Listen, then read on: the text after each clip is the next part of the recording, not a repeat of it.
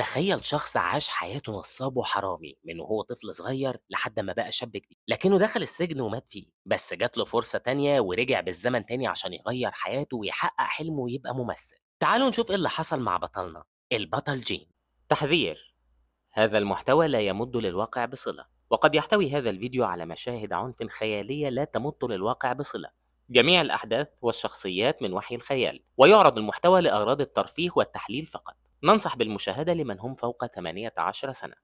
بتبتدي قصتنا في مدينة بيكون في خبر مسموع في الشارع كله فيها، بيقول المذيع: خبر عاجل، تم الكشف أخيرا عن هوية المحتال الشهير الذي خدع الشعب، وبفضل بلاغ مجهول تم التعرف على هوية المحتال. وقد تعرض 30% من إجمالي السكان لعمليات نصب واحتلال منه، وبلغت قيمة عمليات النصب والاحتيال حوالي 100 مليار وون. ولكن هذا لم يكن سوى جزء من سلسلة جرائم قام بارتكابها، حيث كشفت التحقيقات عن عمليات نصب متعددة، كما أن المجرم حاليا هارب والشرطة تقوم بالبحث عنه. وبما أنه ليس مسجل، فليس من الواضح ما إذا كان هذا الاسم الذي يستخدمه حقيقيا أم لا. وتم معرفة أنه رجل يبلغ من العمر 35 عاما وليس له بطاقة هوية، واسم المجرم هو جين. في الوقت ده بيكون بطلنا جين ماشي في الشارع وهو عمال يسمع الخبر ويبص للصورة بتاعته على الشاشة وبيقول: هم ليه استخدموا الصورة دي؟ وبنرجع لورا 30 سنة في حضانة للأطفال بيخش عليها العائلات النخبة والغنية. بيكون في حفلة صغيرة وبنشوف ست بتخبط في راجل وبتكون هتوقع الكوباية من إيديها،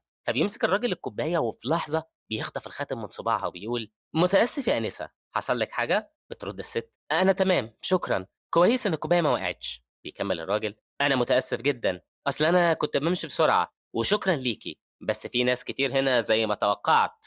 وبيمشي الراجل وبيسيبها وهو بيفكر إنه أخد منها الخاتم من قدام عينيها من غير حتى ما تحس. بيقرر بعد كده إنه لازم يمشي من هنا، فبيرمي الخاتم في الهوا لكنه بيبعد عنه. بيجري الراجل وراه عشان يجيبه، فبيتدحرج الخاتم وبيوصل جنب عيل صغير. بيقرب منه الراجل وبيسأله لو كان شاف حاجة، لكن الولد بيعيط وبيقول: أنا ما عملتش حاجة. بيفكر الراجل إن العيل ده عشان بيعيط فهيخلي الناس كلهم تتلم عليه. بيكون شايف إنه لازم يخرج من هنا بسرعة وبيقول للولد: متأسف، الظاهر إني اتلخبطت. بيبعد الراجل وهو بيسأل نفسه الخاتم راح فين. بتقرب ست من الولد ده وبتقول: أنت مين وبتعيط ليه؟ وهنا بيقف الراجل وبيقول لنفسه: إيه ده؟ هي قالت إيه؟ بتبص له الست وبتقول: هو حضرتك باباه؟ بيتلخبط الراجل وبيقول: لا أنا مش باباه، بس أنا ابني موجود هنا وأنا بدور عليه، أقصد.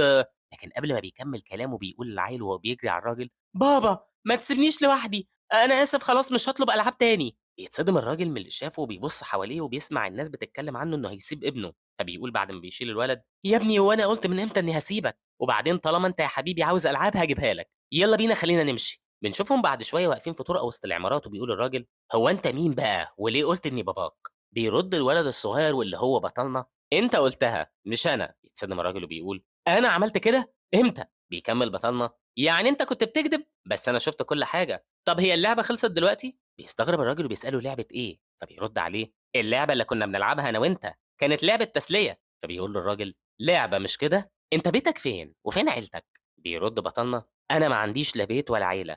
هو أنت مش زي ما عندكش بيت؟ بيسأله الراجل: طب عايش فين؟ فبيقول له بطلنا إنه بيروح لأي مكان وبيعمل زي ما عمل في الحضانة لغاية أما يجوا أهل العيال وياخدوهم. ساعتها هو بيخرج من غير ما حد ما ياخد باله ومحدش بيهتم عشان بيكونوا فاكرين إن في حد هيجي وياخده. بيمد إيده في جيبه وبيخرج الخاتم وبيقول إن هو اللي كسب في اللعبة دي. فبيتصدم الراجل وبيقول: الخاتم ده بتاعي. فبيرد بطلنا: أنا كده كسبت مش كده؟ بيفتكر الراجل لما كانوا في الحضانة إن بطلنا قال له ما يعرفش حاجة، وكان عامل نفسه إنه واحد من العيال اللي في الحضانة وقدر يخدعه مع إنه هو العظيم جو. بيكون ملاحظ إن الولد ده يا دوب عنده 5 6 سنين بس. بيسأل نفسه مين الولد ده، وهنا بطلنا بيبص له وبيقول: أنت خايف مني كمان مش كده؟ بيتلخبط الراجل وبيقول في سره: هو أنا مالي؟ إيه النظرة اللي كنت ببص بيها دلوقتي؟ خايف؟ هخاف من عيل عنده 5 سنين؟ بس أنا خايف فعلا، الولد ده عنده موهبة رهيبة. بيمد إيده وبيقول: طب إيه رأيك تيجي معايا؟ وفعلا يا جماعة في اليوم ده بطلنا بقى عنده عيلة، وجو كان أول أب ليه، لكنه لسه ما كانش يعرف غير إنه جو اللي هيكون عنده 3 أبهات غيره. بيعدي الوقت وبنشوف بطلنا قاعد معاهم في البيت وهم بياكلوا بيتفرج على التلفزيون، فبيسألهم: هم الناس دول بيعملوا إيه؟ بيبص جو بيقول: أنت قصدك الفيلم؟ عارف اللعبة اللي أنت بتحبها؟ هم بيعملوا زيها. بيرد بطلنا: يعني كل حاجة تمثيل؟ فبيقول له الراجل بشعر طويل: أنت عاوز تجربه كمان؟ باعتبارك واحد من العيلة فأنت أكيد هتقدر. بيحاول جون يعترض لكن بطلنا بيقول بصوت عالي: أنا عاوز أجرب، أقدر أعملها بشكل كويس. بيعدي الوقت وبنشوف بطلنا واقف في الشارع وبينده على راجل وبيقول له وهو بيعيط: عمو أرجوك ساعدني. بعد شوية بنشوفه بيروح لأبو شعر طويل وبيدّي له فلوس وبيقول له: "أنا عملت الدور بشكل حلو مش كده؟ والراجل ادّاني دول وقدرت أضحك عليه، أنا هامثّل الدور اللي جاي إمتى؟ وهتكون اللعبة المرّة دي إيه؟" طبعًا أبو شعر طويل بيتصدم من الفلوس اللي جابها بطلنا، ومن يومها اتورّط بطلنا في عمليات النصب اللي بينفذها مع أبّهاته، وكل عملية شاركوا فيها كانت بتنجح. مع الوقت ابتدى بطلنا يخطط لعمليات النصب بنفسه، كان بيتبسط أوي لمّا بيشوف الناس بتقع في الفخ بتاعه، زي ما يكون العالم كله بقى بين إيديه. وفي المرحلة دي ما بقاش بطلنا مجرد طعم، إنما بقى عضو أساسي في عصابة النصب. بعد سنين بتعدي بنشوف بطلنا بيزعق في البيت وبيقول: "أنا قلت لك ما تتورطش مع الهدف ده، ليه ما سمعتش كلامي؟" بيرد عليه الراجل اللي بشعر طويل: "دول 100 مليار، إزاي عاوزني أتنازل عنهم يعني؟ ما كنتش أتخيل إن الحكاية توصل لهنا." بيقول التاني: "جين، مفيش أي طريقة تخرجنا من الورطة دي، أنت أذكى واحد فينا." بيرد بطلنا: "مفيش حاجة نقدر نعملها، استسلموا وبس، كل حاجة انتهت خلاص." بيقرب منه أبو شعر طويل وبيمسكه من هدومه وبيقول له: "لازم في طريقة نخرج بيها من الورطة دي، إحنا لو اتمسكنا المرة دي يبقى انتهينا، أرجوك يا جن، أنت ابننا، ساعد أبهاتك أرجوك، هو أنت فاكر إنك تقدر تهرب بالبساطة دي؟ لو هنقع يبقى هنقع كلنا." بيكون بطلنا مش عارف هيقول إيه، فبييجي جو بيطبطب على كتفه وبيقول له: "ما تقلقش يا جن، يمكن جه الوقت عشان نعتزل إحنا كمان." بيبص له بطلنا وبيلاحظ إن إيده بتترعش وبيقول في سره: "لو هيتقبض عليا يبقى مش مشكلة، يمكن هيكون كده أحسن عشان أنا زهقت من النصب على الناس." بيعدّي الوقت يا جماعة وبيدخل بطلنا السجن وهو عارف إنه ابتدى في الطريق ده من غير ما يعرف هو إيه السكة دي أصلًا، بس بعد ما عدّى الوقت الحاجة الوحيدة اللي كان بيحس فيها هي الندم، كان ساعتها زهق من كل حاجة، وأبّهاته كان الطمع عامي عينيهم وحياتهم كلّها عمّالين يهربوا، ودلوقتي وصلوا للنهاية. بنشوف بطلنا في الزنزانة وهو نايم على الأرض وبيغمض عينيه وبيموت، لكن فجأة بيفتحهم تاني وبيسمع جو وهو بينده عليه: "يا ابني، أبوك عملها تاني." بيقوم بطلنا بيبُص حواليه بيلاقي نفسه رجع للبيت وقاعد على الكرسي، بيشوف جو في الأرض وشايل فخدة فرخة في إيده وواحد من العصابة بتاعتهم ماسك جو في الأرض، وبيكمّل: "أنا قدرت أجيب لك حتّة الفرخة دي، أنت لازم تاكل كويس أوي عشان هتخش المدرسة الثانوي قريب." استغرب بطلنا وبيقول له: "أنت تقصد إيه؟ أنا هابقى طالب في المدرسة الثانوية؟" بعد شوية بنشوفهم متجمّعين وواحد منهم بيشرح الخطة وبيقول: "إحنا هنلبس زي رجال العصابات وهنستنى في الموقع." وبعد ما يخلّص جين المدرسة، لكن اللي بيشرح بيبُص لبطلنا وبيشوفه مش مركّز، فبينده عليه وبيسأله لو كان سامعه والّا لأ. هنا بطلنا بيبُص للخطة وبيقول في سرّه: "مدرسة سيونو الإعدادية، هي الحادثة دي مش حصلت من 20 سنة؟" فبيقول للي بيشرح: "أنا هاروح مع المدير لفندق أنتشون، وهاخلّيه يمضي على عقد التسجيل المزيف اللي جهّزته، بعدها هاقول إن المكان فيه شخصيات مهمة وكبيرة، في نفس الوقت هيكون بايك وبارك عاملين نفسهم عصابة، وهنا المدير هيلغي العقد، وأكيد هو مش هيستحمل إن الخبر ده ينتشر بإن عنده صِلات مع رجال العصابات، ساعتها هنطلب منه إنه يدفع رسوم إلغاء العقد، مش هي دي الخطة؟" فبيقول اللي بيشرح: "أنت ياض يا وقح، إيه الأسلوب في الكلام ده؟ هي دي الخطة يا حيوان." بيقف بطلنا وبيقول: "باين إن ما ليش دور كبير هنا، أنا هامشي." بيقول جو: "هو إزاي عرف الحاجات اللي إحنا لسه ما اتكلمناش فيها؟ بس هو ده ابني، موهبته في التخطيط كبيرة أوي، كنت فاكر إنه في مرحلة المراهقة دلوقتي عشان بيتصرف بطريقة غريبة." بيرد التخين: "هو أنت لسه مش عارف ابنك؟ أول ما يشوف فرصة بيهجم عليها زي الوحش." بيكملوا كلامهم وبطلنا بيبص عليهم من باب الأوضة وبيسمع باقي الخطة. بعد شوية بيخش للحمام وبيكون بيغسل إيديه، بيفكر إن اللي سمعه من شوية هي نفس الحاجات اللي عملوها في الماضي. في الأيام اللي فاتت كان عمال يفكر في الحكاية ودلوقتي بقى متأكد إن هو رجع للماضي تاني بعد ما عاش 35 سنة، لكن دلوقتي بقى رجع وبقى طالب في الإعدادية، وباعتباره رجع للماضي فمش عايز يعيش نفس الحياة اللي عاشها قبل كده. في اللحظة دي بيخش الراجل أبو شعر طويل وبيقول: "جين، الورق ده عشان المهمة اللي هتعملها الأسبوع الجاي." بيرد عليه: "دي فيها حاجات مهمة مش كده؟" بيكمل الراجل: "أنا كنت فاكر إنك تقدر تعملها لوحدك." فبيرد جين: "المهمة دي مش بس فيها حاجات مهمة، وبرضه فيها خطر كمان." بيبص له الراجل وبيرد: "اسمعني كويس، إحنا ما بنعملش مهمة ما فيهاش خطر." بيفكر بطلنا إن هو ده هوان اللي دايمًا بيكون مجهز نفسه عشان يهرب لو حصل أي مشكلة، وبرضه الناس اللي مكتوبة في خطة الهروب هم 4، يعني بطلنا مش واحد منهم. وهنا بيقول هوان: "أنت خُفت دلوقتي؟" فبيرد جين: "لا طبعًا، أنا كنت باعمل شغلي بشكل كويس لغاية دلوقتي، لكن المرة دي لازم أكون موجود عشان مدير المدرسة ليه علاقة بالمهمة دي." بيكمل هوان: "ما فيش داعي الناس تشوفك برّه، وبلاش يكون عندك صحاب، افتكر ده كويس، إحنا الوحيدين اللي هنقبل بيك." بيبص له بطلنا وبيفتكر إن في حياته اللي فاتت كان بيجهّز عمليات كتيرة أوي وبينفذها بطريقة ممتازة وما فيش ولا مرّة منهم فشلت بعد ما عدِّت من إيده، ولو في حاجة وحيدة فشلت هي الرغبة اللي كانت عند الأبّهات دول عشان هم غسلوا دماغه، وكان كل ده بهدف مكاسبهم الشخصية وبس. كانوا بيشوفوه عبارة عن كومة فلوس ماشية على الأرض، وده كان السبب اللي يخلّيهم يبعدوه عن العالم عشان ممكن تيجي له أفكار تانية ويحاول يهرب. بس كان في واحد منهم بيهمه بطلنا، والشخص ده كان جو. ساعتها جو بيقول له: "مش لازم تمشي في سكتنا، ولو عاوز تبطّل في أي وقت تقدر تبلّغني." يومها بطلنا رد عليه وقال له إنه مش عاوز يبطل وإنه بيحب الشغلانة دي وليه هو مش عايز يسيبه في حاله وبيسأله لو كان بيكرهه. ساعتها بطلنا ما كانش فاهم رغم إن جو كان عاوز يحميه وإن كان في طرق تانية في الحياة. ولما سأل بطلنا إيه السكة التانية ساعتها رد جو ممكن وظيفة في مكتب أو باعتبار أنت بتتكلم بطريقة كويسة تقدر تكون مستشار أو تبقى ممثل. إيه رأيك في التمثيل؟ أنا عارف إنك بتحب التمثيل قوي. بيفكر بطلنا إن هو فعلا ما جاتلوش الفكرة دي قبل كده. وبنرجع تاني للحمام وبيخش جو بيقول لبطلنا أنت باين عليك إنك مكتئب يا ابني. إيه رأيك نروح وناكل لحمة؟ بعدها بنشوفهم في المطعم وبيقول جو أخيرا ابتديت تفهم قد إيه شوربة الأنشوفي حلوة. أنت كنت بتكرهها قوي زمان. طب قول لي في حاجة عاوز تقولها مش كده؟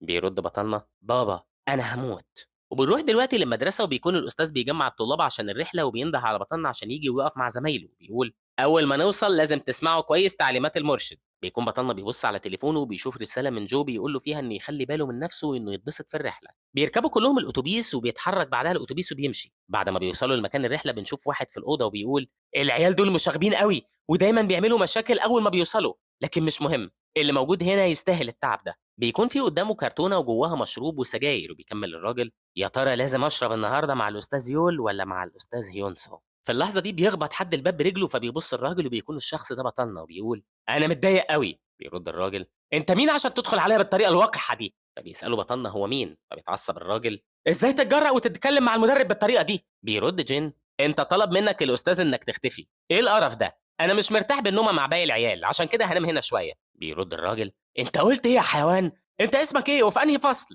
انا هعلمك الادب قبل ما تقول للاستاذ بتاعك كده. تعالى لي هنا يا واد. واول ما بيمسك المدرب بالتيشيرت بتاع بطلنا بيضربه بطلنا على ايده وبيبعدها عنه وبيقول انت قلت هتنده على الاستاذ صح؟ يا ترى هيقدروا يجوا هنا؟ اصل الاستاذ من فتره اتضرب من ابويا وعمي. كلمه لو عندك الجراءه. كلمه وخليه يجي. بيكون المدرب بيبص على بطلنا وبيشوف وشم على كتفه فبيستغرب ازاي طالب في الاعداديه وعنده وشم زي ده وكمان حكايه ابوه وعمه اللي ممكن يكونوا عصابه او حاجه زي كده. هنا بطلنا بيقعد على الكنبه وبيقول ما تعملش نفسك قوي. يلا امشي من هنا وروح انده على اي استاذ في الرحله دي. انا ما اعرفش اسمه بس تقدر تسال عن الاستاذ بتاع الفصل التاني وهيقولوا لك عنه. بيتعصب المدرب ماشي ياض خليك هنا. بيخرج المدرب وبيقفل الباب وراه. بيقول بطلنا في سره طب ما الحكايه طلعت سهله قوي اهو. وهنا بيبص على الكرتونه فبيبتسم لما بيشوف المشروب والسجاير. بعد شويه بنشوف المدرب ماشي في الطرقه مع الاستاذ اللي بيقول ان بطلنا مش من النوع ده وانه شخص هادي قوي في الفصل. فبيرد المدرب ده قال ان ابوه وعمه بيشتغلوا في المافيا او حاجه زي كده حتى ان عنده وشوم على جسمه. كمل الاستاذ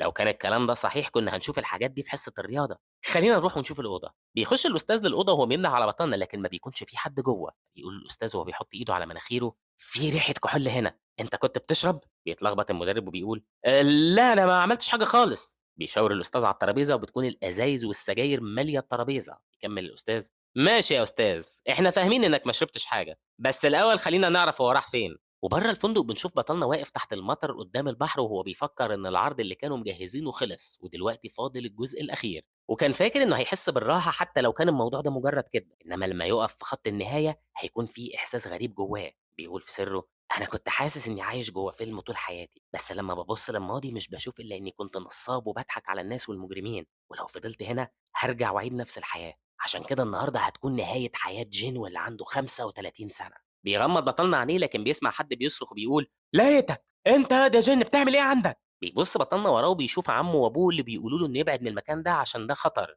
لكن بطلنا بيكون شايف إن كده كفاية وبقى لازم يحط حد لكل حاجة. بيرجع لورا وبينط فجأة في البحر وبيقول لنفسه أنا لازم أخلص من الأبهات دول، لازم أخلص من الماضي اللي كان كله خراب. وبنروح دلوقتي المسرح في مكان تاني بيكون صاحب المسرح ماشي في الطرقة وبيقول هم هربوا تاني؟ احنا زودنا تمن التذاكر عشان كانوا جايين من مكان بعيد. بيرد عليه الموظف العرض هيبتدي بعد 5 ساعات هنعمل ايه دلوقتي؟ بيكمل صاحب المسرح يعني هنعمل ايه؟ هنرجع للناس فلوس التذاكر وشوف لي كمان التكاليف التانية وابعتها لي. بيسأل الموظف المرة دي احنا لازم نرفع دعوة تعويض. ليه كل مرة يا سيادة المدير تتحمل كل المشاكل دي؟ بيرد عليه المدير انسى الموضوع. هو انت فاكر الممثلين اللي بيشتغلوا في مسرح صغير زي ده هيقدروا يدفعوا؟ شوف المعلومات للناس اللي كانت هتحضر وابعت رسالة اعتذار شخصية بس خليها مختصرة وما تكترش في الكلام. فبيقول الموظف وهو بيبص على المدير اللي كمل في طريقه مديرنا ده قلبه طيب قوي. وبنعرف يا جماعة ان مدير المسرح ده اسمه سك وكان في الاول عضو في الجمعية الوطنية قبل 5 سنين. وطبعا سك ده كان شخص معروف جدا لما كان عنده حوالي 45 سنة بس يمكن هو ده السبب اللي خلاه يسقط. أصل كان في ناس كتيرة حواليه حاولوا يستغلوه وحتى الناس اللي كان واثق فيهم خانوه في الآخر. واللي حصل إن كان في فساد وده اللي وصل سيك للانهيار وكل الناس سابته.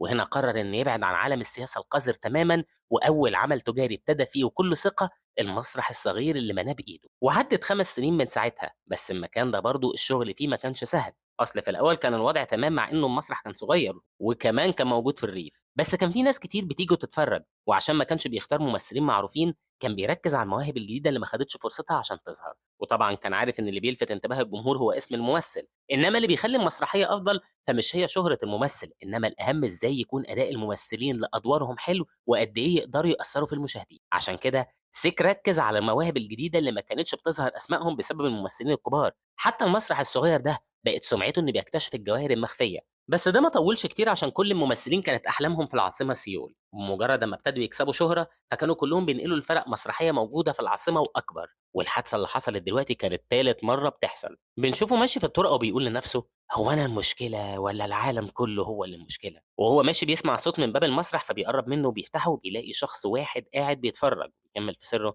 "زي المتوقع، هو مرّة تانية الواد اللي بييجي في الوقت ده وبقى له فترة، باين إنه طالب في ثانوي بس لابس لبس شغل مش مناسب لسنّه، إنّما بيسيب شوية فلوس بعد ما بيخلّص فرجة، ومسرح صغير زي ده ما عندوش زباين دايمين، يمكن هو الزبون الوحيد اللي بييجي على طول." بيقرّب سِك من بطنّة وبيسأله عن اسمه، بيبُص له بطنّة وبيقول له: "أنا ما عنديش اسم." بيستغرب سِك من الإجابة إنه ليه بطنّة مش عاوز يقول له اسمه، فبيسأله عن سِنّه عشان بيكون شايفه إنه طالب في ثانوي أو لو كان بيروح مدرسة، فبيرُد عليه: "أنا عندي 17 سَنة، بس ما باروحش المدرسة. عمومًا أنا متأسف، شُفتك ما قُلتش حاجة فحسّيت إن ما فيش مشكلة لو كنت باتفرّج." بيرُد سِك: "إيه؟ هو أنا قُلت لك حاجة وِحشة؟ أقصد يعني" لكن قبل ما بيكمّل بيقاطعه بطنّة وبيقول له: "بالمناسبة أنا اتبسطت في المسرحية، بس كان في حاجة تزعّل شوية عشان خلصت في نُص أفضل مشهد." وبيدّي له بطنّة فلوس وبيقول سِك: "هو أنا إمتى طلبت منّك فلوس؟" وهنا سِك بيمسك إيدين بطنّة وبيشوف فيها جرح وبيسأله لو كان متعوّر، فبيرُد عليه: "ما فيش مشكلة، هاحُط عليها بلاستر مسكّن في البيت وهانام شوية، بس شكرًا على قلقك، أنا هامشي دلوقتي." لكن قبل ما بيمشي بيقول سِك: "استنى، هو أنت بتهتم بالمسرحيات بس؟ في مسرحيات متسجّلة ونصوص وسيناريوهات كاملة جوّه، يعني لو تحب تبُص عليها وتتعالج بسرعة وتمشي بعدها، إيه رأيك؟" بعد شوية بنشوفهم في مطعم وبيقول سِك: "أنا افتكرت إنك هتتجاهلني وهتمشي من غير ما تبُص وراك، أنت كنت جعان مش كده؟" بيرُد بطنّة: "بصراحة أنت فكّرتني بشخص." بيكمّل سِك: "طَب أنت ليه بتشتغل الشغلانة دي؟ أنت لسه شاب ومظهرك كويس، يعني ممكن تلاقي فرصة أحسن." فبيقول له جين إن كل واحد له ظروفه، بيكون سِك شايل في إيده ورق وبيسأله بطنّة عنه، فبيقول له: "ده نَص مسرحي جالي النهارده، أنت عندك فضول تعرفه طبعًا صح؟ اتفضل اقراه." بيبتدي بطنّة يقرا النص وبيركّز على أول جملتين، بيكون سِك بيبُص له وبطنّة عمّال يقلِّب في الورق، وهنا سِك بياخد منه النص وبيقول له: "كفاية كده، ما ينفعش تشوفه لغاية أمّا يتعرض." بيكمّل في سرّه: "كنت فاكر إنه طفل فلاح ما يعرفش حاجة وادّيته النص ده من غير ما أفكّر، بس هو مسكه وقعد يقراه بكل جدية لدرجة خلّتني آخده من إيده بسرعة، وأنا غلطت إني خلّيته يشوفه والّا إيه؟" بيرُد بطلنا: "أشكرك عشان خلّيتني أقرا النص." بيقول له سِك: "أنت قريت شوية منه، بس إيه رأيك، هينجح؟ أصل النص ده أنا حطّيت فيه دم قلبي وجِبته من كاتب مهووس بالكمال لدرجة الجنون، وما فيش أي كلمة واحدة مش في مكانها." بيقول له بطلنا إنه مش عارف ده وبيكمّل سِك: "هو إيه اللي ما عجبكش، عشان رومانسي مثلًا؟" بيجاوبه: "أنا مش متأكد لو كان مناسب للمسرح بتاعكم والّا لأ." بيستغرب سِك وبيسأله يقصد إيه، فبيكمّل بطلنا: "السطر التاني في الصفحة الأولى بيخشوا من جنب المسرح وشايلين شماسي، والجملة بتقول: جو يونج إيه نوعك المثالي؟ كل الناس اللي قابلتهم لغاية دلوقتي ما فيش حاجة مشتركة بينهم." وفي آخر الجملة بيخش كيو من الناحية التانية وشايل شمسية وبيكمّلوا كلام: "بُصّوا هناك، صاحبك دلوقتي عدّى من هنا." بيتصدم سِكا عشان بطلنا حفظ كل كلمة مكتوبة في الورقة الأولى حتى مع إرشادات الحركة، وبيكمّل بطلنا كلامه: "مش قادر أشوف من الشمسية." وهنا كيو بيرفع الشمسية بهدوء وبيكشف عن وشه وفي اللحظة دي بيتفاجئوا هُم ال3. طبعًا سيك بيكون مصدوم عشان بطلنا في دقيقة واحدة حفظ النص وبيقول: "طيب إيه علاقة ده بالمسرح؟" بيرد جين: "في المشهد ده الجزء اللي بيتقابلوا فيه وبيقولوا السطر ده لو افترضنا إن الشخصيات ال3 بتمشي وبتتكلم في نفس الوقت فده هيحتاج حوالي 20 خطوة لمدة 30 ثانية، بس خشبة المسرح مش بتجيب أكتر من 13 خطوة، وكمان هُم شايلين شماسي، يعني حتى لو الإضاءة كانت قوية الشخصيات مش هتبان من ضِل الشماسي." والممثل الرئيسي اللي هيظهر كمان بعدهم هيكون دخوله درامي ومخفي بسبب الشماسي دي، وعشان تعدل المشهد ده لازم تكون الخلفية بدل طريق للمدرسة تبقى موقف أوتوبيس، ويروحوا عليه عشان يركبوا ويوصلوا للمدرسة، ساعتها الشخصيات هيكون عندهم سبب منطقي يخليهم واقفين في مكان واحد، وبرضه مش هتحتاج إنك تقلل الحوار، وساعة ما هيتكلموا هيظهر الشاب اللي شايل شمسية وهيوجه الشمسية ناحية الجمهور عشان يغطي الشخصية عن عينيهم لحظة، وده اللي هيخلي الجمهور يحس بفضول أكتر، وفي الآخر لازم يكون المشهد درامي من وجهة نظر الجمهور. بس عمومًا ما تركّزش في كلامي، كنت فاكر إن الموضوع هيبقى متعب شوية. بيكمّل بطلنا أكله وبيبُص لسِك اللي بيدّي له النص وبيسأله لو عاوز يكمّل، فبيستغرب بطلنا وبيقول له: "أكمّل إيه؟" بيرُد عليه: اللي كنت بتقوله،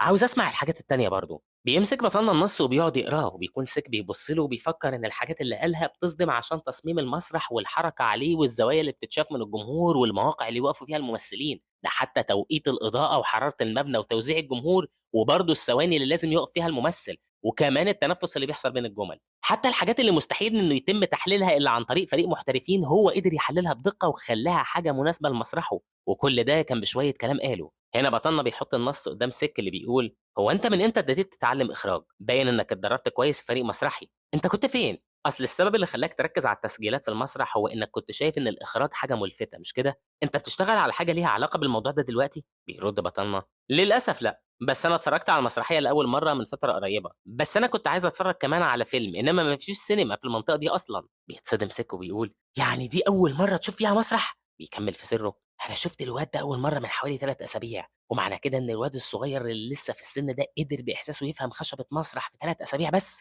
المسرحية مش مجرد أداء للممثلين، الناس العادية بيفكروا إن الحكاية تمثيل، بس في الحقيقة الموضوع أكبر بكتير، الكاتب والفنان والموسيقى والإضاءة والإخراج ده فن متكامل بيتعمل من محترفين في مجالات مختلفة، إنما الولد ده لمجرد إنه بص على النص اتعامل مع كل حاجة لوحده وهو مش بقاله كتير بيتفرج على المسرحيات، ده يا دوب 3 أسابيع بس. وهنا بيقول سيك لبطلنا: طب إيه رأيك لو رجعنا كتبنا الحوار ده حسب اللي قُلته دلوقتي؟ طبعًا سيك بيكون عايز يعرف أكتر ومش بس في التوجيه المسرحي، إنما لو يقدر يألف الحوارات ويوزّع الأدوار والتمثيل كمان. بيرد بطلنا: ما أقدرش أعمل كده عشان مش عارف مين الممثلين. بيفكّر سيك إن الطلب ده أكيد هيكون صعب عشان التأليف والإخراج حاجات مختلفة، وبيقول: هو يمكن الموضوع محتاج مهارة. بيرد عليه: أنت لازم تشوف حياة الشخص عشان تفهمه، يعني مثلًا العادات اللي ما بيقدرش يخبّيها بالتمثيل، أو مثلًا تعبير الوش من غير ما تعرف ده ما تقدرش تعمله، عشان كل شخص ليه حركات مختلفة. بيستغرب سِك إزاي بطلنا قادر يفكّر في كل حاجة تخُص الموضوع، بس كل اللي بيحاول يعمله إنه ما يقتنعش بكلامه عشان هو مش قادر يصدّق إزاي واحد زيه عنده كل المعلومات دي.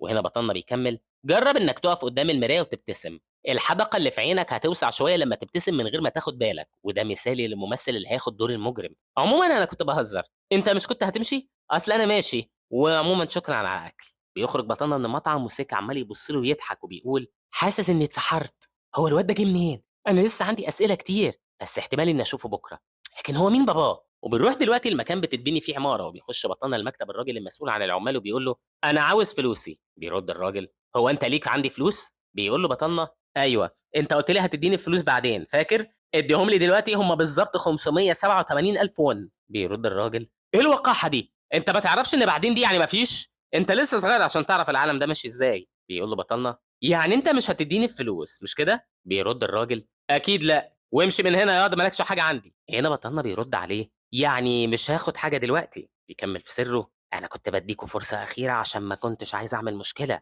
وده اللي خلاني أسكت مرة واتنين. كانوا بيقولوا إن الحالة صعبة وكل ما زادوا العمال طبيعي تحصل حاجات زي دي، بس بيكون في حجج وأعذار، لكن هم عارفين بيتكلموا قدام مين. هم فاكرين إني مش هاعمل حاجة عشان أنا صغير وما عنديش أهل، بس أنا عارف إنهم بيسرقوا الفلوس من عمال تانيين برضه، وهيبقى سهل عليهم إنهم يطردوا الناس. بس يا ترى أقدر ألاقي فين شغل تاني؟ في اللحظة دي بيخش واحد للمكتب وبيقول: إيه اللي بيحصل هنا يا كلاب؟ ليه مش بتدوا الولد فلوسه؟ بيكون الشخص ده هو سِك.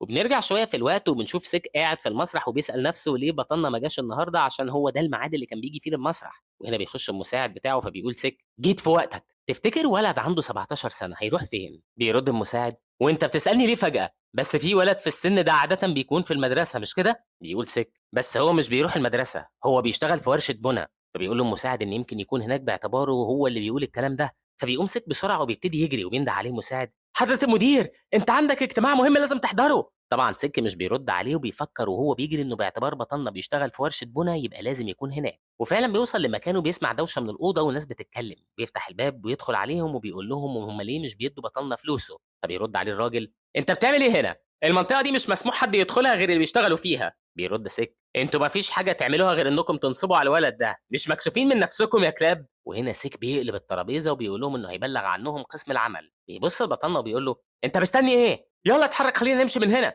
ما فيش وقت نضيّعه مع الناس التافهة دي. بيمسكوا سِك من إيده وبيخرّجوا من المكان. بعد شوية بيوصلوا للمسرح وبيكونوا قاعدين في المكتب وبيقول سِك: الكلاب، إزاي ترضى تتحمل الظلم ده كله؟ بيرد جين: وأنت ليه متعصب؟ بيكمل سِك: هو أنت مش متضايق؟ إنك من حقك تاخد أجرك، إيه رأيك أبلّغ عنهم عشان يتمسكوا؟ وهنا بطلنا بيقول له: أنت ليه عايز تعمل كده؟ فبيرد عليه سِك: لمّا حد كبير يقدّم لك مساعدة لازم تقول له شكرًا وبلاش تناقشه. وبالنسبة للشغل مش عايزك تشتغل الشغلانة دي تاني وتعالَ اشتغل هنا. بيبتدي سيك يفكر قد إيه كانت خسارتهم الشهر اللي فات، وهنا بطلنا بيسأله ليه عاوزني أعمل كده؟ بيرد لو اشتغلت هنا هتقدر تتفرج على المسرحيات اللي أنت بتحبها، ده مش كويس؟ لكن بطلنا بيرجع بيسأله ليه بيساعده، وهنا سيك بيقول أنا مش باساعدك، الفكرة بس إن في حد من الناس اللي بيشتغل هنا ساب الشغل وأنا بادوّر على حد مكانه. فبيسأله بطلنا بس يا أستاذ أنت معاك فلوس؟ باين عليك طول الوقت متوتر وإنك مش هتقدر تدفع لي. وهنا بيقول له سِك أنت فاكر إني هانصب عليك؟ بيرد بطلنا إنه ممكن يعملها ببساطة. فبيتعصب سِك أوي وبيقول حتى لو كنت أنا هاشتغل في ورشة البُنا مكانك،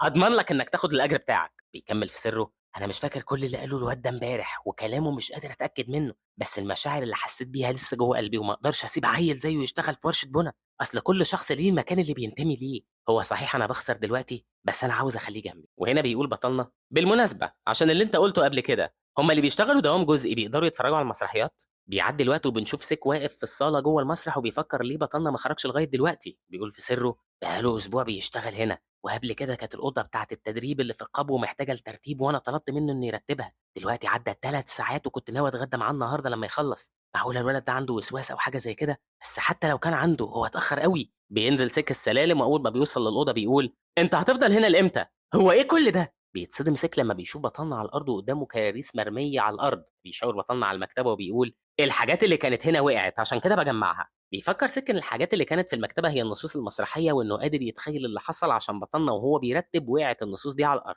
وهنا بطلنا غِرق فيها طبعًا وهو بيقراها. بيبُص حواليه في الأوضة وبيعرف إن بطلنا ما رتّبش حاجة، فبيقول له: "أنت كنت بتعمل إيه؟" فبيرُد جين: "كنت عاوز أقراها مرّة واحدة." بيكمّل سِك: "تقراها؟ النصوص المسرحية دي؟" فبيجاوبه بطلنا: "أيوه، كنت باقراها بعيني." فبيشاور سِك على الترابيزة وبيقول له: "بس أنت كنت تقدر تقراها من غير ما تعمل كل ده، أنت كنت بتمثّل لوحدك؟" وطبعًا سِك بيبُص على النص اللي في إيد بطلنا وبيعرف إنها مسرحية روسية، وبيسأله هو ليه بيقراها عشان في نصوص كورية كتيرة غيرها. فبيجاوبه: "أنا قريتها كلّها وقريت كل حاجة مترتبة في المكتبة." بيبُص سِك للمكتبة وهو مصدوم وبيقول: "هو أنت قريت كل ده؟" بيقف بطلنا قدّامه وبيكمّل سِك: "هو ده السبب اللي مخلّيك تقرا نص روسي؟ هو أنت بتتكلم أصلًا روسي؟" بيرد بطلنا وهو بيشاور على كتاب في المكتبة: "لأ، بس القاموس الروسي ده ساعدني أوي." بيبُص سِك للمكتبة وبيقول: "ده بيفيدك لو عايز تعرف معاني الكلمات." بيكمّل جين: "كنت بادوّر على شوية كلمات وقدرت تقريبًا أفهم الفكرة." يتصدم سِك وبيقول في سِرّه: "هو إيه ده؟ يعني هو رتّب كل ده بعد ما فهم شوية كلمات؟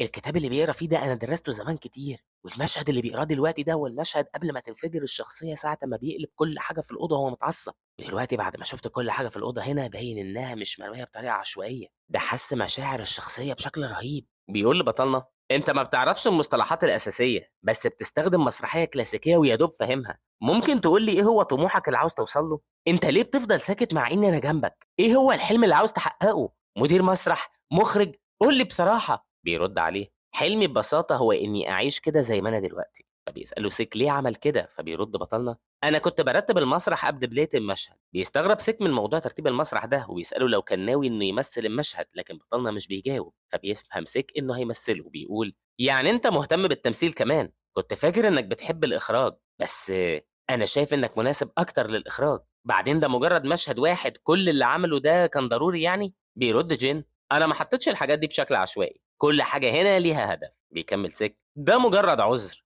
الممثل العظيم بيقدر يستحضر مشاعره في أي مكان." بيرد بطلنا: "لكن المسرح مختلف، عشان كده في مسرح." فبيقاطعه سِك: "إيه علاقة المسرح بالتمثيل؟" فبيجاوبه بطلنا إن كل عنصر على المسرح لازم يكون منسجم مع باقي العناصر زي الممثلين والأدوات أو أي حاجة تانية. وهنا بيسأل سِك: "يعني الانسجام أهم من قدرة الممثل؟" بيرد عليه: "أنا عاوز يكون المسرح نفسه حاجة مثالية، وأنا هاورّيك دلوقتي بشكل مباشر." بيقرّب بطلنا من الترابيزة وبيحط إيديه عليها وبيبتدي يمثل، بيكون سيك بيتفرّج عليه وهو مصدوم وبيقول لنفسه: "أنا عرفت من اللحظة الأولى من وِش الشخص ده إنه ما عندوش مكان يروح له، وما عندوش أي حاجة يخسرها." هو ما كانش بيقول أي كلام، وهو واقف دلوقتي وسط الحاجات المرمية حواليه بقى شخص مختلف تمامًا، بس هو إزاي عمل كده؟ ده حتى البياض اللي في عينيه بقى أحمر وردة فعل جسمه ما يقدرش الواحد يعملها بالتمثيل بس. هو معقول يقدر الواحد يوصل للمستوى ده من الاندماج في المدة القصيرة دي؟ بس إيه فايدة كل ده؟ وهنا بيخبط بطنّا على الترابيزة وبيكون جسمه بيترعش، بعدها بيبتدي يرجع لورا وبيدوس على ساعة موجودة في الأرض،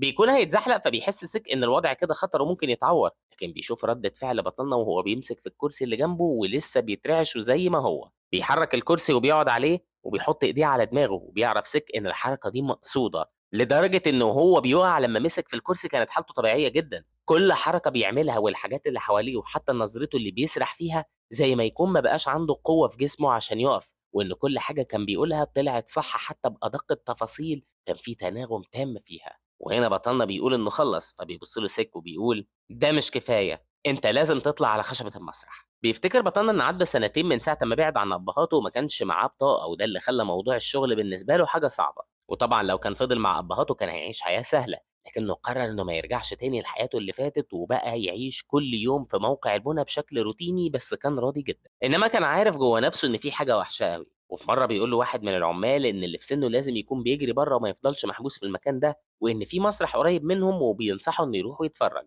وفعلا بطلنا راح ساعتها للمسرح، ويومها شاف سيك وهو قاعد بيتفرج ونفسيته مش كويسة، لكنه ما كانش مهتم بالحكاية دي، والأهم بالنسبة له إنه حس بخيبة أمل عشان ده ما كانش فيلم، بس دي كانت أول مرة من وقت طويل يحس بحاجة ناحية المسرح لما شاف الطاقة اللي عند الممثلين قد إيه هي حية وفيها روح، لدرجة إنه حس بالسحر الموجود في المسرح. كان عنده ساعتها رغبة إنه يقف على خشبة المسرح دي فعلا. ومن ساعتها ابتدت القصة بإنه كل يوم بعد ما يخلص شغله يجي على طول المسرح. كان جسمه هو اللي بياخده من غير حتى ما يفكر في يوم إن سيك يكلمه أو حاجة. ولما سيك كلمه واتعرف على بعض كان فاهم إن بطلنا إن الشخص ده هو حد من الموظفين في المسرح. كان بيسأله أسئلة كتيرة وكان فضوله مزعج لبطلنا، بس ما كانش وحش، وما كانش باين عليه إنه شخص ممكن يأذي حد، وإن ممكن الراجل ده مر بحياة صعبة. نرجع تاني لأوضة التدريب بعد ما قال سك إن بطلنا لازم يطلع على خشبة المسرح، وإنه كان بيفكر إن مش هو ده اللي كان متوقعه من بطلنا كممثل. أصل المشاعر بتيجي من تجربة، وقد ما كان موهوب فهو لسه عنده 17 سنة، يعني عنده حدود. كان عارف سك إن بطلنا ذكي بشكل يخوف، لكن الذكاء والموهبة حاجتين مختلفتين. بس بعد ما شافه عرف إن نظرته غلط. قدرات بطلنا اللي صدمت سيك بمعرفته في المسرح كانت مجرد أدوات بيمهد بيها عشان يمثل. هنا بطلنا بنشوفه بيلم الحاجات على الأرض وبيقول: بس أنا مش ناوي أشتغل كده. بيكمل سيك: عشان أنت مش عارف موهبتك الحقيقية، أنا عاوزك تثق فيا وتمشي ورايا، أنت هتقدر تحقق نجاح كبير قوي. فبيقول له بطلنا إنه مرتاح وهو في الحالة دي، وإن النص في أوضة التدريب مش هو كل حاجة. بيكمل سيك: هو أنت ما عندكش رغبة إنك تمثل؟ أقصد يعني أنت عندك الموهبة، يبقى ليه لأ؟ بيجاوب بطلنا: أنا مش عاوز الشهرة. بيحس سيك إن بطلنا عارف موهبته، ومن خلال كلامه فهو متأكد إن الشهرة هتكون نتيجة لو ابتدى التمثيل، وحتى إن ممكن الشهرة مش هتكون كفاية. وعشان كده قرر سيك إنه ما يستسلمش ويقول له: بص، أنا عارف إن عندك ماضي، لكن أنت شفت إيه من الحياة دي؟ أنا برضه ما كانش سهل عليا أوصل للمرحلة دي، وإن أتحمل أي حاجة هتيجي بعدين. أنا عاوزك تعيش حياتك زي ما أنت عايز. بيستغرب بطلنا إن سيك اللي بيعرض عليه إنه هيشيل المسؤولية لشخص ما يعرفوش إلا من شهر، وبيقول: يعني إيه؟ أنت هتخلص على حد عشاني أو حاجة زي كده مثلا؟ فبيجاوبه من غير تفكير: أيوه، أنا هخلص عليهم كلهم عشانك. قلت إيه؟ معايا؟ بيعدي الوقت وبنشوف بطلنا واقف ورا الستارة وبيبص للجمهور وبيقول في سره: الحكاية ما كانتش إني مش فاهم مشاعر العجوز ده، بس أنا كنت بستهبل. أصل السيك عشان ما يسيبش موهبة تضيع فهو مش بس ادالي شغل أقدر من خلاله أتفرج على مسرحيات، إنما هو عرض يشيل مسؤوليتي. مش يمكن ده خلاني ما أقدرش أرفض؟ وفي اللحظة دي بتتقفل الأضواء وبتتفتح الستارة. بيكون سيك عمال يبص على بطلنا من الكواليس وبيقول له المساعد بتاعه: هو ده الولد اللي كنت بتتكلم عنه؟ بيرد سيك: أيوه، بس بلاش تنصدم عشان الولد ده هايل. يكمل المساعد: البطل ساب المسرحية من 5 أيام، هو لحق يحضّر الدور ده في ال5 أيام دول؟ أصل النص كلّه تقريبًا مونولوجات ودي مش حاجة سهلة، لكن هو عنده خبرة في المسرح صح؟ بيفكّر سِك إن 5 أيام وقت قليل جدًا عشان واحد يجهّز دور، وخصوصًا لو كان ولد مش مذاكر أساسيات التمثيل. بيقول: مش 5 أيام، دول 12 ساعة. بيستغرب المساعد وبيسأله قال إيه، فبيجاوبه سِك: زي ما قُلت لك، 12 ساعة بس وكان حافظ النص كلّه. بنشوف بطلنا قاعد على الكرسي وبيبتدي تمثيله وبيقول: لا زلت عالقًا في تلك اللحظات. الآن بعد أن فقدتك، العالم حبسني في الظلام، حبسني في الصمت. تلك اللحظة التي رأيتك فيها لأول مرة، شعرت وكأن الزمان توقف، إحساس لم أختبره من قبل. وعندما أمسكت بيدي وابتسمت بذلك الصفاء أول وداع لنا، لم أستطع فعل شيء، لا شيء. كنا نعيش في عالمين مختلفين تمامًا، ماضيي ومعاناتي والخيارات التي أُجبرت على اتخاذها لم تفهمي أيًا من ذلك. كنتِ كل شيء بالنسبة لي، فكيف تجرأتِ أن تقولي لي ذلك الكلام؟ وطبعًا بطلنا بيتحرك على المسرح بطريقة درامية رهيبة، وكل الجمهور بيتكلم عليه ومصدوم من أدائه، حتى المساعد بيبص له بصدمة وبيقول: أنت جبت الوحش ده منين؟ بيقول سيك في سره: رغم إن طريقة كلامه وتنفسه مش أعظم حاجة، بس كل اللي في المسرح كان مصدوم من أدائه. مش بس الحفظ ده خلى حياته الشخصية اللي بيجسدها هي حياته الخاصة، الجمل كانت بتتغير مع كل إحساس عاطفي، ولو كان الشخص ده على المسرح هو فعلًا نفس الشخصية كان هيقولها بنفس الطريقة. معقولة ده تمثيل ولا ده واقع؟ بتخش بنت للمسرح وبتقع قدام بطلنا اللي بيمسكها وبيقول: إيلي لا ترحلي، أرجوك لا تفعلي هذا. بترد البنت: في الحقيقة هناك أمر لم أخبرك به، السبب الذي منعني من الإجابة حينها، السبب هو. لكن البنت في اللحظة دي بتنسى النص، وبيعرف سك إنها نسيت عشان الممثل المبتدئ طبعا ما بيكونش عنده خبرة على المسرح، ودي حاجات بتحصل كتير. لكن في الأفلام أو الدراما فالخطأ ده بيكون عادي لأن المشهد ممكن يتعاد، إنما على المسرح الموضوع مختلف تماما. بيتمنى إنها تكمل حتى لو كانت هتتلخبط في الكلام، لكن في اللحظة دي بيرتجل بطلنا وبيقول: لا، لا تقولي شيئا، لا داعي لقول أي شيء بعد الآن، كنت أعلم، لذا الآن. وهنا بطلنا بيضمها وهو بيعيط وبتتقفل الستارة. بيكون الجمهور عمال يعيط جامد جدا وكلهم عمالين يسقفوا جامد، وورا الستارة بيقوم البطل والبنت وبيخرجوا وبيروحوا للكواليس، والبنت عمالة تبص لسيك وهي خايفة عشان اتلخبطت، لكن سيك بيضحك وبيقول لنفسه: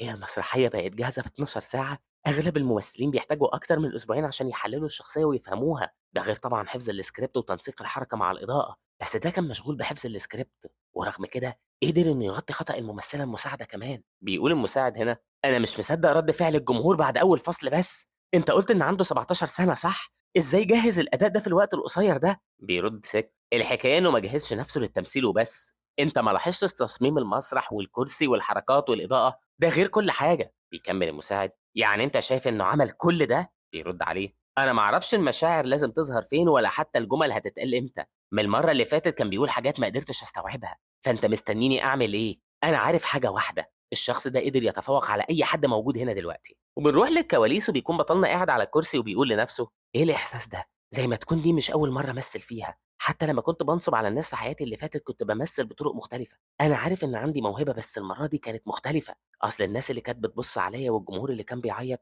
زي ما تكون المشاعر وصلت للقمة والكل حس وقتها وأنا معاهم إننا بقينا في عالم تاني. الإحساس ده غريب، حياة تانية، مع إني كنت عاوز أموت وسبت اسمي وكنت مصدق إني أقدر أعيش بالشكل ده، بس معقولة إني أقدر أعيش كده؟ وهنا بيتفتح الباب وبيخش سيك، فبتقف البنت قدامه وبتقول له وهي متلخبطة: متأسفة جدا أنا اتلخبطت شوية. لكن سيك بيعدي من جنبها ولا بيعبرها حتى، وبيخبط على كتف بطلنا وبيقول له: انت ياض طول الوقت ده مش عايز تمثل وانت بالمستوى ده؟ ده انت هتطلع دلوقتي عشان تبتدي الفصل التاني، مش عاوز تبص على السكريبت؟ طول الوقت كنت بتتكلم عن السكريبت واهو خدت الدور. بيرد جين: انا مش عايز امشي بالكلام المكتوب بس. بيكمل سيك: ايه ياض يا مغرور انت، مش هتبطل كلامك اللي مش مفهوم ده؟ بيقول لنفسه: انا حاسس اني سمعت الكلام ده قبل كده. وهنا بيفتكر سيك لما كان في المؤتمر الصحفي وكان في ممثله بتتكلم وبتقول: التحضير للشخصيه يعني انك تحمل الشخصيه وتشيلها جوه قلبك، ولو فضلت تبص للسكريبت هتلاقي نفسك ضعت بين السطور من غير ما تحس، ولو قدرت تفهم مشاعر الشخصيه ساعتها الكلام هيخرج منك على طبيعته.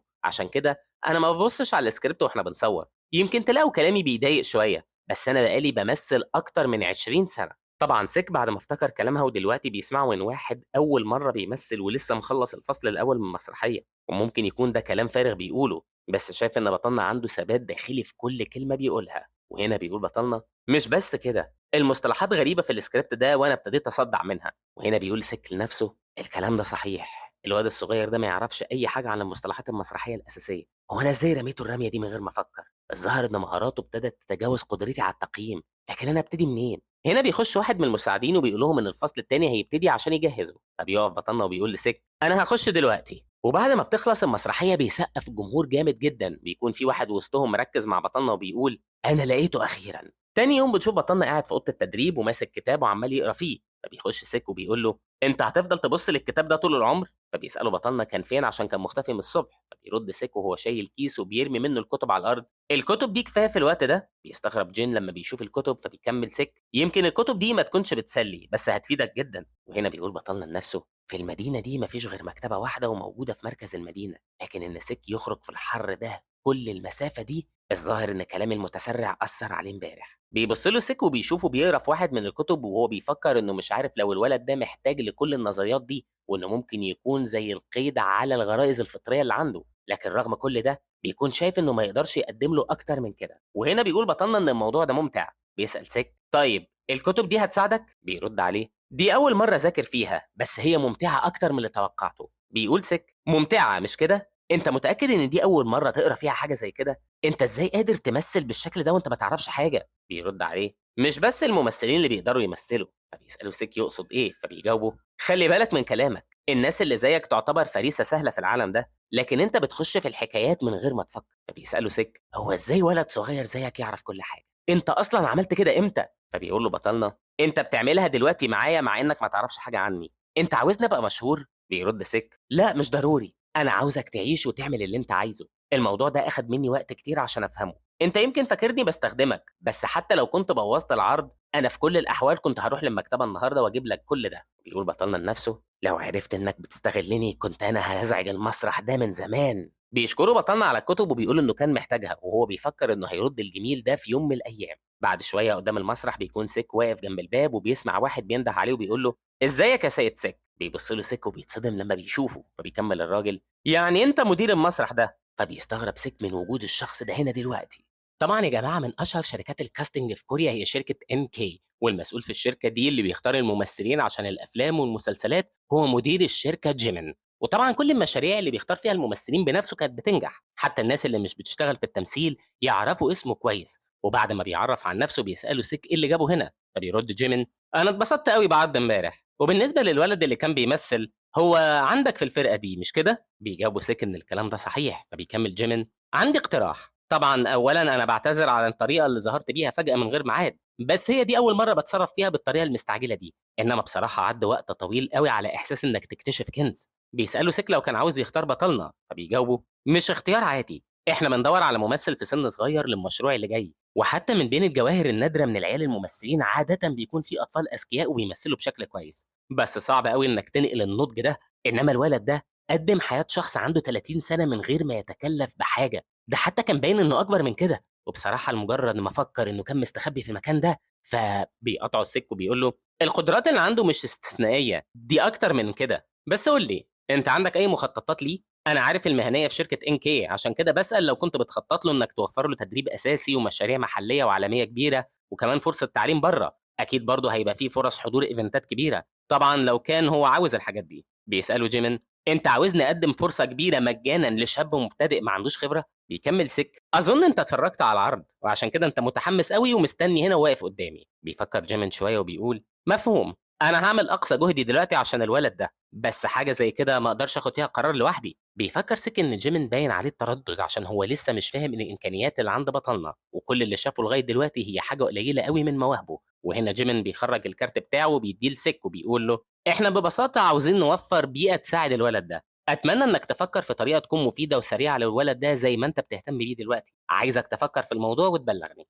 وبنروح لبطلنا وبنشوفه في أوضة التدريب نايم في الأرض وحواليه كتب كتير وهو عمال يفكر هيعمل إيه عشان دلوقتي مش معاه فلوس، وبرضه سيك مش من النوع اللي بيدور على الفلوس. بنشوف سيك بيبص على بطلنا وحاسس إن بطلنا ابتدى يزهق، فبيخش عليه وبيقول له أنا جيت أشوف لو أنت كويس. ليه مش بتسأل عن حاجة وأنت عندك أستاذ هايل جنبك؟ أظن عندك شوية فضول. طبعا سيك بيكون شاف نص فبيمسكه وبيفتح على صفحة منه. بيرد بطلنا بعد ما بيقعد الكتاب ده اترجم قبل كده، لكن لما بصيت على الأمثلة النموذجية باين إن المعنى مختلف شوية. بيقول سيك طيب خليني أبص عليه، أنا يمكن عندي 5 سنين خبرة في المجال ده لكن درست 10 سنين معرفة. بيكون شايف سيك إن جه الوقت عشان يكون مفيد لبطلنا اللي بيشاور له بعد كده في الكتاب وبيقول له إن الأخطاء في الجزء ده. بيبص سيك وبيتصدم وبيقول لنفسه إيه اللغة دي؟ أنا قريت النصوص الكلاسيكية بس كنت بشوف النسخ المترجمة بس. بيتلخبط سيك وما بيعرفش يرد على بطلنا فبيقف وبيخرج من الأوضة عشان يروح الحمام. بعدها بيقفل الباب وراه وبيقف في الطرقة وهو بيفكر في المفاجآت اللي بيشوفها من بطلنا وإزاي عيل في سنه ده لسه مبتدئ تمثيل بس كبر بالسرعة دي وبقى أكبر من طاقته. بيقول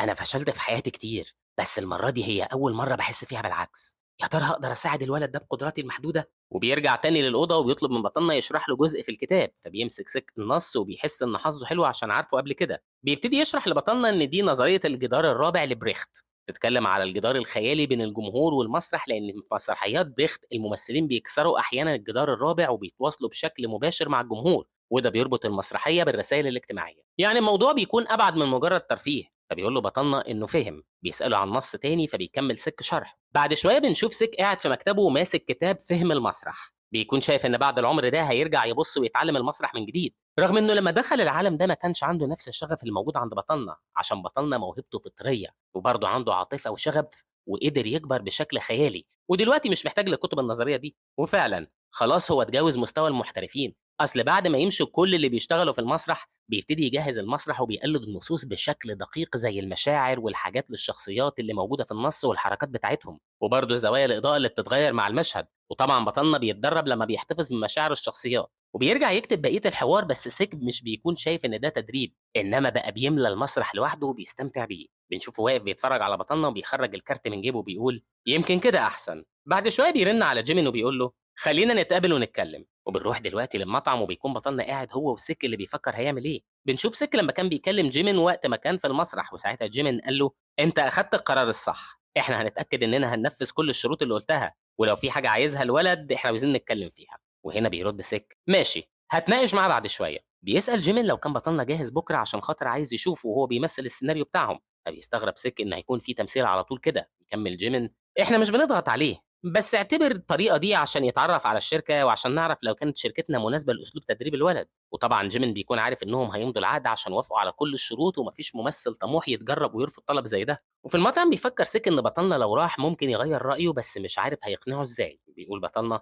أنت مش بتاكل ليه؟ لو مش هتاكلها هاكلها أنا. بيرد سِك ما فيش مشكلة، ألف هنا، تحب أطلب لك كمان؟ فبيجاوبه بطلنا إنه مش عايز، وبيكمّل سِك في سِرّه هو أنا ليه قلقان على الواد ده؟ بيقول له بعد كده سِك هو أنت رُحت قبل كده لسيول؟ فبيقول له بطلنا لأ. بيكمل سِك أنت كنت بتعمل إيه طول الوقت ده عشان ما قدرتش تروح سيول؟ طب أنت سافرت؟ رُحت في أي حتة؟ فبيقول له بطلنا برضه إنه ما سافرش. بيخبط سِك على الترابيزة وبيقول أنت ما سافرتش خالص؟ طب ليه ما عملتش كده وأنت تقدر؟ طب أنت سمعت عن مبنى يوك سام؟ ده موجود في سيول، هيعجبك أوي لما تشوفه، أصله فيه 63 دور. عمومًا أنا بكرة رايح لسيول، لو حاسس بالملل وعاوز تتفرج على المدينة إيه رأيك تيجي معايا؟ المكان هناك مختلف تمامًا عن القرية دي. أنت سمعت عن ميونج دونج؟ هتلاقي هناك عمارات كبيرة موجودة في كل مكان. مش حاسس بالفضول؟ عندك كمان نهر هان، ما ينفعش تقارنه خالص بالنهر الصغير اللي هنا. هو أنت مش هتقول حاجة وتودعني؟ أقصد يعني لو هتيجي تتفرج على المدينة. بيقاطع بطلنا وبيقول له أنت خيبت أملي، من إمتى وأنت عندك الجشع ده؟ بيتصدم سيكو وبيسأل نفسه لو كان بطلنا يعرف حاجة أو لو كان سمع المكالمة مع جيمين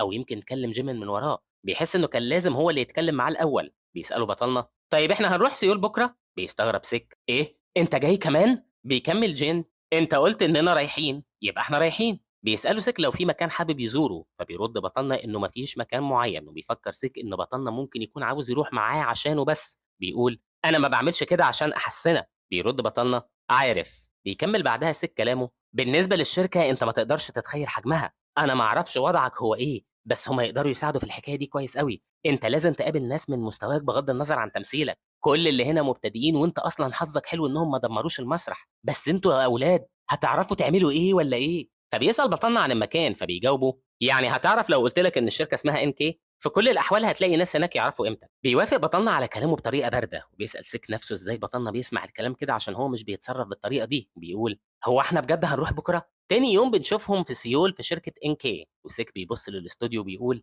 هي دي الاستوديوهات اللي شُفتها في التلفزيون والمعدات اللي هنا، هي مش نزلت السنة دي؟ بيقول له بطلنا إيه الحكاية؟ هو أنت أول مرة تيجي المدينة والّا إيه؟ بيجاوبه أنت قصدك إني عامل دوشة؟ فبيقول له بطلنا لأ مش كده، وبتوصّلهم السكرتيرة بعد كده لأوضة الاجتماعات وبيقرّب سيك من الباب عشان يفتحه. بيسأله جين لو كان هيخش معاه، فبيجاوب سيك أنا كنت بافتح لك الباب، بس خلّي بالك واعملها بشكل كويس. بيقول له بطلنا حاضر وبيخش لأوضة الاجتماعات، فبيرحّب بيه جيمين وبيقول له أهلًا بيك، إحنا كنا مستنيينك، أرجوك اتفضل اقعد. بيبص لهم بطلنا وبيعرف جيمين على طول، وبيكون في شخص قاعد جنبه اللي هو الممثل المميز من شركة إنكي اللي اسمه جيل. طبعًا جيل هو من النجوم الكبار في شركة إنكي، لكن هو ما كانش نجم مشهور في الوقت ده، إنما أي شخص بيتفرج على الأفلام أكيد هيعرفه حتى في الوقت ده، عشان هو كان ممثل داعم قوي جدًا. وأساسًا شخص زيه ما بيجيش مكان زي ده، ومعنى كده إن جيمين جابه وهو قاصد ده كويس. وهنا جيمين بيسأله اسمك إيه؟ فبيقول له بطلنا إن ما عندوش اسم، وبيخطط دلوقتي إنه يختار اسم. فبيفكر جيمين باعتبار بطلنا ما عندوش اسم فممكن دلوقتي يختار اسم مسرحي.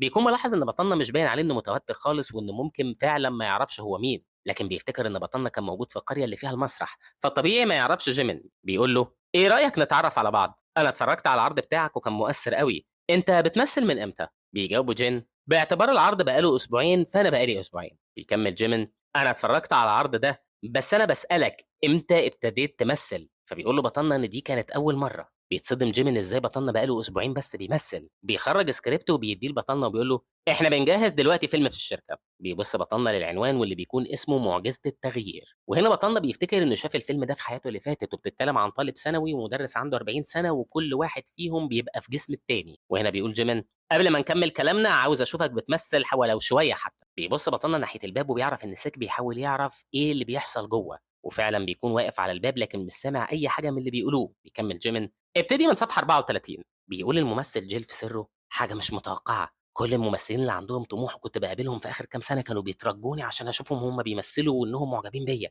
الولد ده مش باين عليه اليأس خالص. جيمين اللي أعرفه كان هيطرد شخص زي ده وهيتأكد إنه مش هيقدر يمثل بعد كده تاني. يا ترى قد إيه الولد ده كويس. بنشوف بطلنا بيقرا النص وفجأة بيتخيل نفسه واقف في الطرقة في المدرسة، بيبص حواليه بيلاقي مجموعة من الطلاب وبيقول: أنا هنا ليه؟ إيه ده؟ إيه اللي حصل لصوتي؟ وبنرجع تاني للواقع في أوضة الاجتماعات، وهنا بيقول له جيمين: شفت؟ الموضوع مش صعب ولا إيه؟ عاوز تجربه؟ بيبص بطلنا للورق ويبص ناحية الباب وبيقول: ما اقدرش اعمله هنا. فبيسأله جيمين ليه او لو كان في مشكلة، فبيجاوب بطلنا انه ما يقدرش يقول الكلام. يكمل جيمين: قصدك يعني انك مش عارف هتشتغل في المكان ده؟ يعني انا شايف انك تقدر تندمج هنا، ما هو اغلب الناس بيتمرنوا في اماكن هادية زي دي. بيرد عليه: الحكاية مش حكاية اندماج، انما كلمات، يعني صوت السيك بورد، الضحك، الكلام، الهواء اللي بيخش من الشباك، يعني الدوشة اللي موجودة مع الكلام هو ده اللي ناقص هنا. بيفكر جيمين ايه الفرق اللي هيحصل لو كان في دوشه مع الكلام. بيكون جيل عمال يبص لبطلنا وفجاه بيقوم وبيمسك السكريبت اللي قدام بطلنا وبيبتدي يقراه. فبيساله جيمين ايه المشكله،